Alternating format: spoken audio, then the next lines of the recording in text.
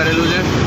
કોલેજના સેકન્ડ યરથી મેં ઘૂઘરાનું સ્ટાર્ટ કર્યું હતું અને આજે મારા 2 આઉટલેટ્સ છે અને પબ્લિકનો ખૂબ સારો એવો સપોર્ટ મળ્યો છે।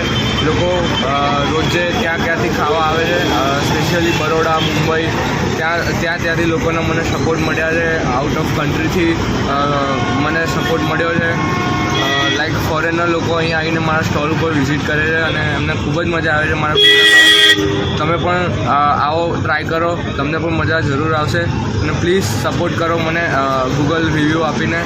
Thank you. જઈને મળીને આનંદ થયો। મસ્ત મજાના ઘૂઘરા ખવડાવે છે। એક ડીશની અંદર 3 ઘૂઘરા ખવડાવે છે અને મસ્ત એમની 2 જાતની ચટણી હોય છે, એક ગળી ચટણી, એક તીખી ચટણી, ઉપર મસ્ત ડુંગળી અને સેવ નાખીને ભાઈ ખવડાવે છે। એક ડીશમાં 3 ઘૂઘરા, જોરદાર જલસો પડી જાય એવી રીતના। આહા, જોરદાર સ્વાદ હતો।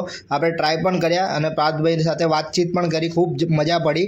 આમનું જે સ્ટોલ છે એ એક હાથીજણ આવેલું છે અને બીજું જે છે એ અત્યારે વસ્ત્રાલમાં ઊભો છું। વસ્ત્રાલમાં એમનું સ્ટોલ છે, ત્યાં આપણે ઘૂઘરા ટ્રાય કર્યા હતા અને બંને જગ્યાનો ટેસ્ટ એક સેમ જેવો જ છે।